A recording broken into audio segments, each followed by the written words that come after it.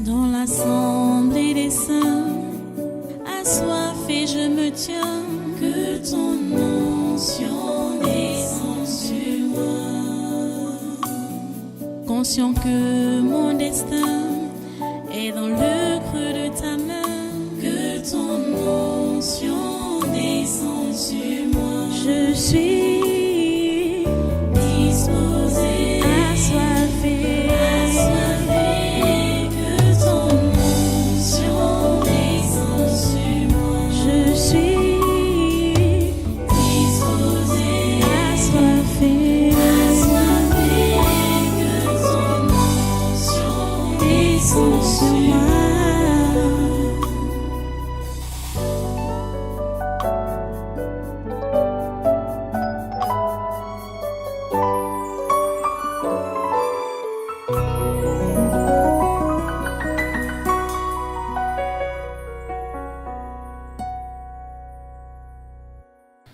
Oui, c'est comme ça qu'ils me considèrent.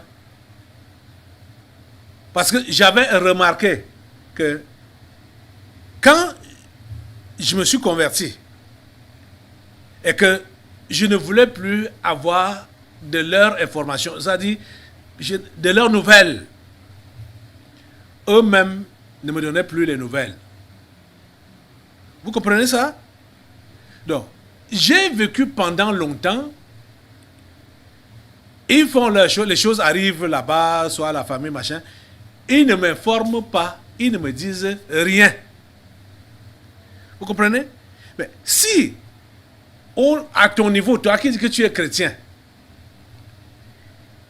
ta famille charnelle a encore l'œil sur toi.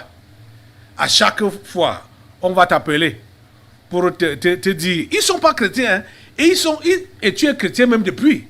Ils le savent. Bon, je ne sais pas de quelle manière tu leur as parlé. Mais ils savent que tu es chrétien. Et à chaque fois donc qu'il y a un problème dans la famille, tu reçois des coups de fil. Mais est-ce que tu sais encore qu'il y a telle chose? Et on te demande les contributions. Et parfois même tu donnes. Tu vois, non? Mais tu maintiens la liaison. Je vous ai enseigné clairement. Je crois que c'était en 2020, vers fin 2020 comme ça, les séminaires de novembre, décembre, à partir même de octobre 2020 comme ça, où il était clairement enseigné que vous n'avez pas besoin de participer à ces choses de la famille charnelle, que ce soit baptême, que ce soit mariage, que ce soit d'autres, que ce soit n'importe quoi. Je dis, même ton enfant que tu as mis au monde et qui sait que tu es chrétien, il ne se convertit pas. Tu n'as pas besoin de participer à son mariage païen. Tu n'as pas besoin de prendre part à cela. Je te dis la pure vérité. N'en parlons pas des histoires de baptême dans les religions. N'en parlons pas des histoires de deuil. Jésus a dit clairement que laissez les morts ensevelir leurs morts.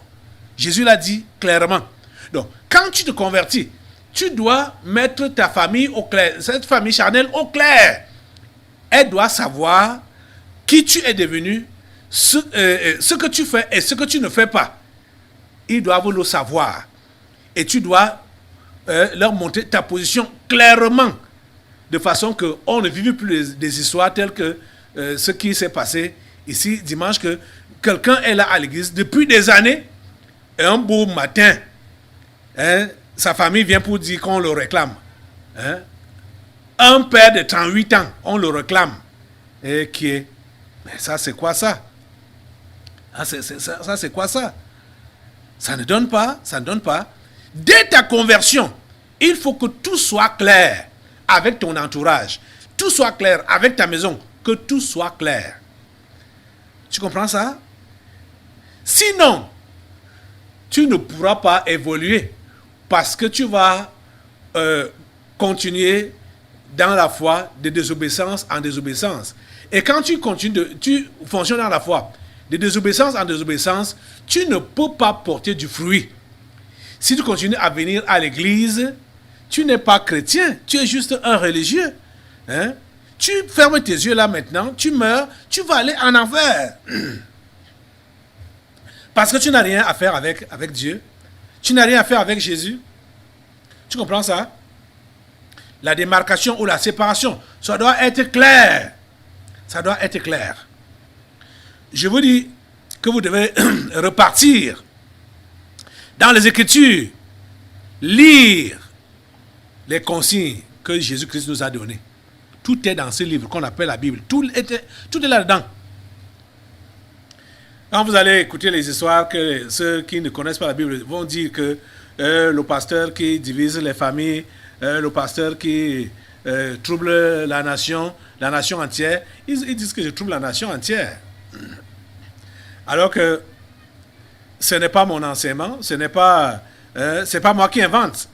Je suis juste en train de vous lire les passages qu'on ne vous a jamais lus. Ou même les passages que vous avez lus, mais vous êtes passé là-dessus, comme ça, sans prendre garde, sans faire attention. Alors que c'est là. Vous comprenez? Chrétien, tu dois faire la démarcation. Chrétien, tu dois obéir au Seigneur, tu dois obéir. Tu dois garder les commandements de Jésus. La désobéissance va t'assécher et va permettre que tu ne puisses pas porter de fruits. Et quand tu ne portes pas de fruits, tu es inutile à Jésus, tu es inutile pour l'Église, tu es inutile pour la société. Vous savez que le monde entier, le monde que nous voyons ici, est habité en majorité par des inutiles. Ce n'est pas ce que les gens déchus ont dit. Ils ont appelé les simples les inutiles. Et surtout les vrais chrétiens, ils les appellent les inutiles. C'est eux qui sont des inutiles, les anges déchus. C'est eux qui sont des inutiles. Et la terre est peuplée beaucoup plus des inutiles que des gens utiles. Parce qu'un inutile ne porte pas de fruits. Vous comprenez? Un inutile ne sert à rien pour Dieu, il ne sert à rien pour la société. Vous comprenez? Repartons dans notre texte pour revoir. Qu'est-ce qui délivre? Oh mon Dieu. Jésus a dit au verset 3, déjà vous êtes purs à cause de la parole que je vous ai annoncée. Qu'est-ce qui purifie? Bon, quelqu'un qui est pur, est-ce que cette personne peut avoir un esprit mauvais en lui, un démon en lui, un esprit familier qui l'anime, qui l'habite, qui le contrôle? Ce n'est pas possible. Ce n'est pas possible. Et Jésus dit que qu'est-ce qui purifie? C'est la parole qu'il a annoncée. Quand tu reçois la parole de Jésus, elle te purifie. Elle te nettoie. Vous comprenez? Elle te nettoie. Totalement, de la tête aux pieds. Elle te nettoie. Tu comprends, non? Mais il faut la conserver. Il faut la conserver. Ne soyez pas de ceux-là qui apprécient la parole quand vous êtes ici à l'église, ou comme je suis en train de vous parler comme ça, ou que le temps qu'on va passer ici à l'église, et dès que vous sortez, vous reprenez une autre vie, ou vous prenez une autre vie, une autre façon de vivre. Non. Vous devez garder la parole partout où vous êtes. C'est même dehors où vous avez plus besoin de cette parole. C'est dehors. C'est dans vos maisons, dans vos lieux de service, dans votre quartier. C'est là-bas que vous avez plus besoin de cette parole. Donc pour l'appliquer devant les circonstances que vous rencontrez. Vous comprenez? C'est là que vous pouvez, on peut donc savoir si vous avez gardé cette parole ou pas. Devant les circonstances. C'est là qu'on peut savoir si vous avez gardé cette parole ou pas. Ceux-là qui sont pris par la peur, dès qu'ils sont intimidés, dès qu'ils sont intrigués, ils sont pris par la peur. Est-ce que vous savez en qui vous avez cru? Est-ce que cette parole-là demeure vraiment en vous? Est-ce que sa parole demeure vraiment en vous? Est-ce que vous avez gardé votre pureté? Laisse-moi te dire que chaque fois que la peur va envahir ton cœur, la peur est une saleté. Hein? La peur, c'est le contraire de la foi. Dès que ça envahit ton être là, tu t'es déjà sali. Tu n'es plus pur. Tu as sali la parole. Ton être qui avait été lavé par la parole. Tu l'as sali par la peur. Tu l'as sali par le doute. Tu l'as sali par les inquiétudes. Tu l'as sali par la désobéissance. Toutes ces mauvaises habitudes ou ces comportements négatifs là, c'est ça qui salisse. C'est ça qui nous salisse. Vous comprenez ça? Jésus dit donc, déjà vous êtes purs à cause de la parole que je vous ai annoncée. Verset 4. Il donne donc un conseil. Demeurez en moi et je demeurerai en vous. Vous voyez? Voilà le conseil. Nous devons demeurer en lui pour que lui aussi demeure en nous. Comme le sarment ne peut de lui-même porter du fruit s'il demeure attaché au cep, ainsi vous ne le pouvez non plus si vous ne demeurez en moi. Vous voyez? Donc, et lui c'est qui? C'est lui la parole. Lui c'est qui? C'est lui la vérité. Il est la parole. Jésus est la parole. L'évangile de Jean-ci nous le situe au chapitre 1er. Jean chapitre 1. À partir du verset 1 dit, au commencement était la parole. Et la parole était avec Dieu. Et la parole était Dieu. Elle était au commencement avec Dieu. Et toutes choses ont été faites par elle. Et rien de ce qui a été fait n'a été fait sans elle. Le verset 14 dit, et la parole a été faite chair. Et elle a habité parmi nous, pleine de grâce et de vérité. Et nous avons contemplé sa gloire, une gloire comme la gloire du Fils unique venu du Père. C'est Jésus qui est donc la parole. Donc, quand il dit demeurez en moi, c'est demeurer dans la parole. Et je demeurerai en vous. Et cette parole va demeurer en vous.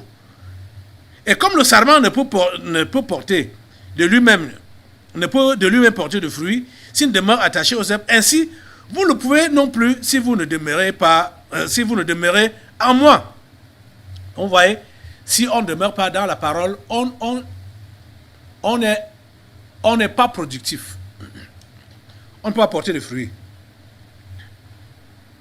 Verset 5 il dit, je suis le cep, vous êtes les sarments. Celui qui demeure en moi et en qui je demeure porte beaucoup de fruits. Verset 5 dit, je suis le cep, vous êtes les sarments. Celui qui demeure en moi et en qui je demeure porte beaucoup de fruits. Car sans moi, vous ne pouvez rien faire. Si quelqu'un ne demeure pas en moi, il est jeté dehors comme les sarments et il sèche.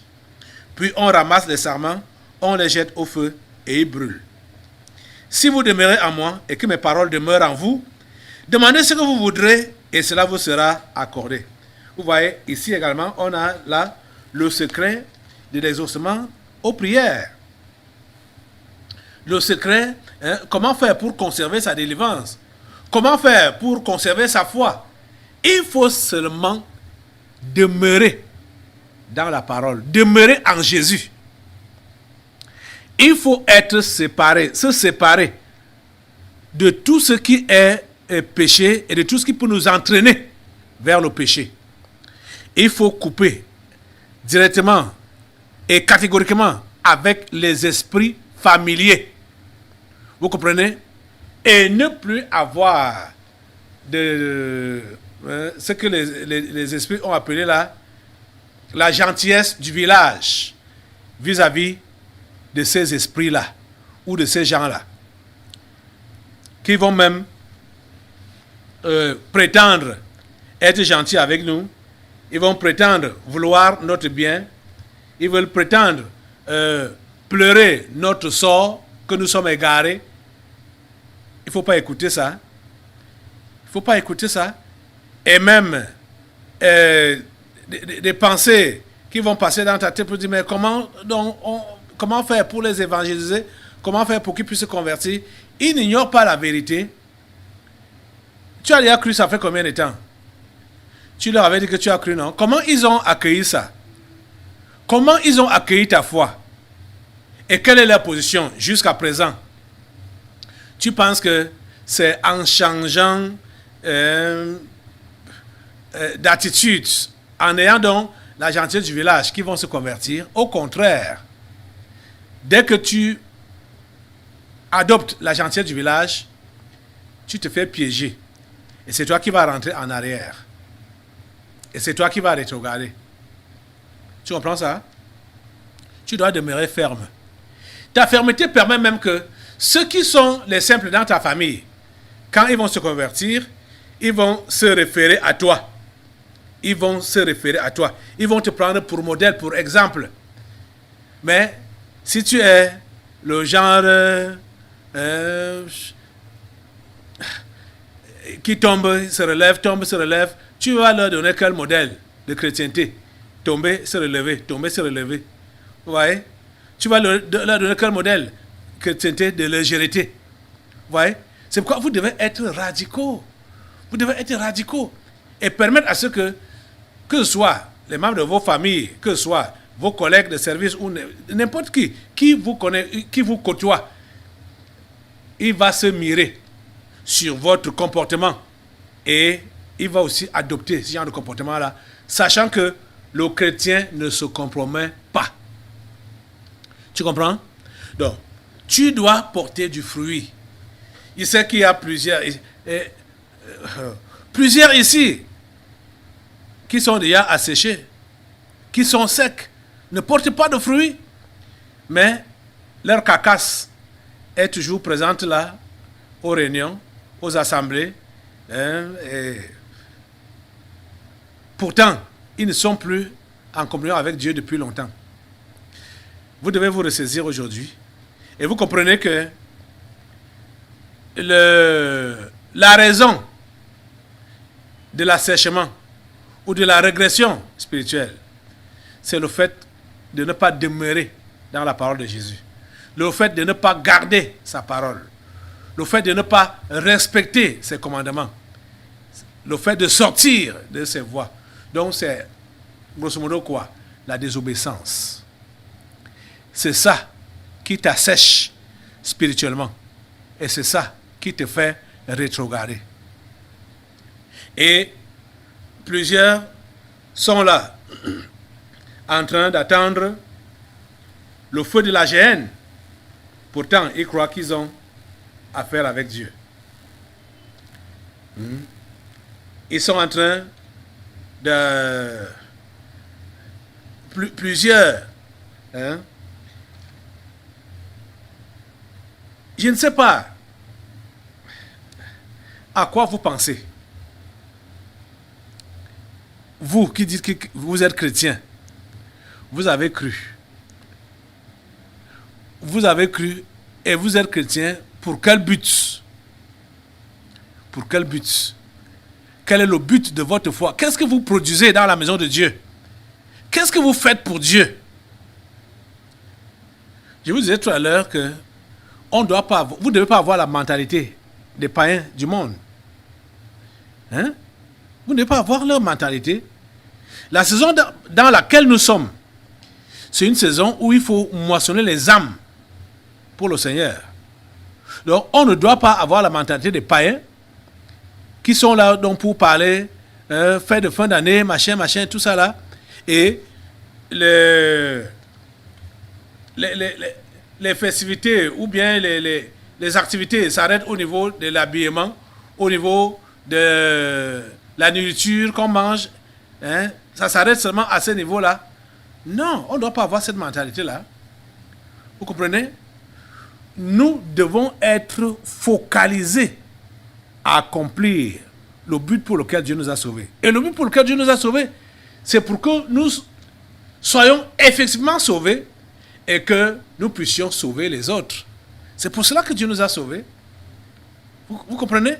Et il faut que nous puissions nous rassurer que nous sommes dans le cadre de ce but-là, que nous préservons notre salut et que nous travaillons pour le salut des autres. Voilà 2022 qui a commencé depuis, on a entamé depuis. Et vous savez dans quel contexte on l'a entamé?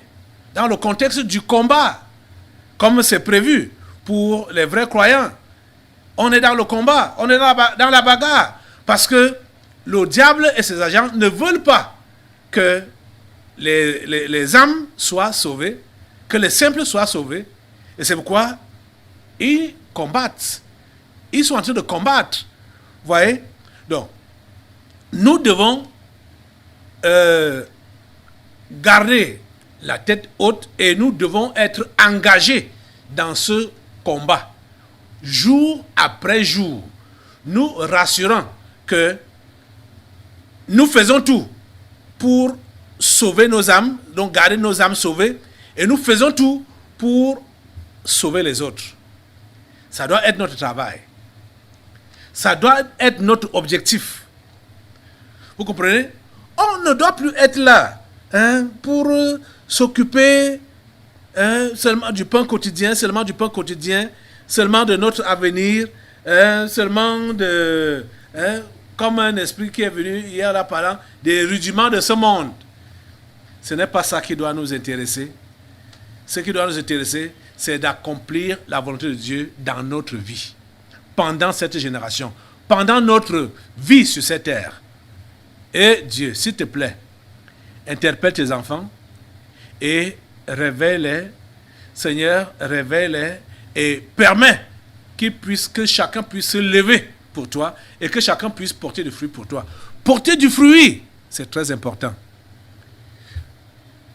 Les fruits dans la prière, l'intercession, donc la prière pour les autres, les fruits dans l'évangélisation, les fruits dans le caractère chrétien, parce que le caractère chrétien, ça évangélise également, ça évangélise. C'est ça qui évangélise plus que les paroles, le caractère chrétien. Nous devons porter du fruit. Il faut que nous puissions porter du fruit et que ces fruits demeurent. Et nous devons les porter en abondance. Cher ami, ça doit être ta préoccupation. À partir de maintenant, que tu dois porter du fruit et beaucoup de fruits pour ton Dieu. Tu as compris ça?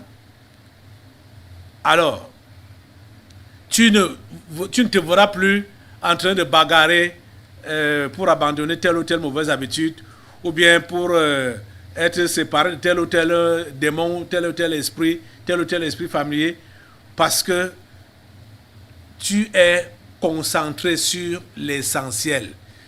Ce qui doit t'intéresser le plus, c'est de te rassurer que tu es dans la parfaite volonté de Dieu, que tu fais ce qu'il te demande de faire, que tu es là où il demande que tu sois, et que tu fais ce qu'il te demande de faire. C'est ça qui doit t'intéresser, et rien d'autre.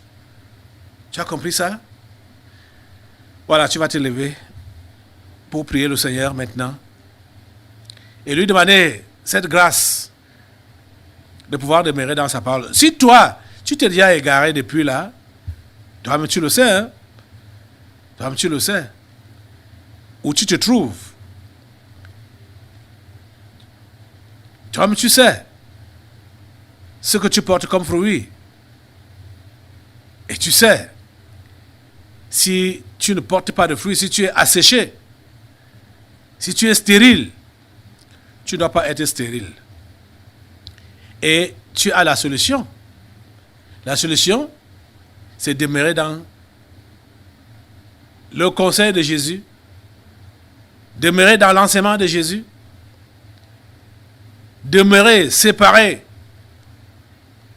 du monde, du péché, et demeurer focalisé sur le travail qui t'est demandé de faire. Te sanctifier davantage pour sauver ton âme et faire tout ce qui est à ton pouvoir pour sauver les âmes perdues. Demande à Dieu la grâce de te donner, de porter du fruit comme il le désire. Prie Dieu qu'il puisse te pardonner la désobéissance. Prie Dieu qu'il puisse te pardonner la rébellion, qu'il puisse te pardonner la peur. Donc ces esprits que tu as laissés te pénétrer et qui ont fait freiner ta course spirituelle, demande que Dieu te pardonne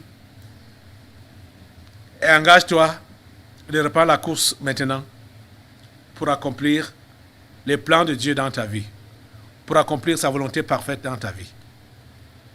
Merci au Dieu, parce que tu permets que tes enfants que voici puissent réellement t'honorer et accomplir ta volonté parfaite dans leur vie, pendant leur vie, dans leur génération.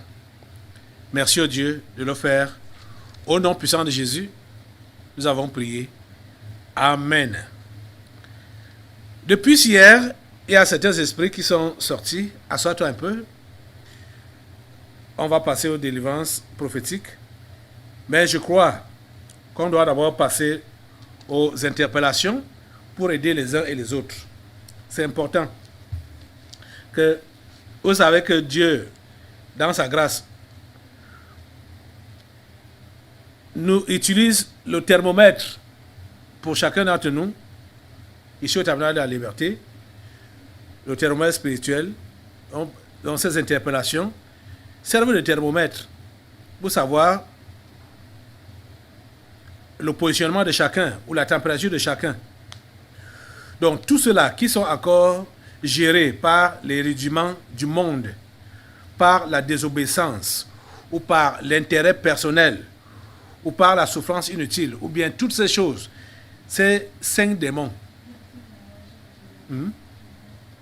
Il y a également le moi, et donc c'est 6 esprits que j'ai mis en cage hier. Voilà ce qui vous empêche de pouvoir garder la parole de Dieu. Si vous êtes géré par ces esprits-là, vous serez interpellé tout à l'heure. S'il vous plaît, ne soyez pas là pour bagarrer, comme on a vu avec les Juifs, qui ont dit qu'ils croient. Hier, on a vu ça dans Jean 8. Ils ont dit qu'ils croient, mais ils bagarrent avec les instructions de Jésus. Quand Jésus leur dit que voilà donc ce que vous devez faire pour que votre foi soit vraiment authentique, ils commencent à bagarrer. Ils commencent à discuter. Ne bagarrez pas avec la parole de Dieu. Ne bagarrez pas avec cela.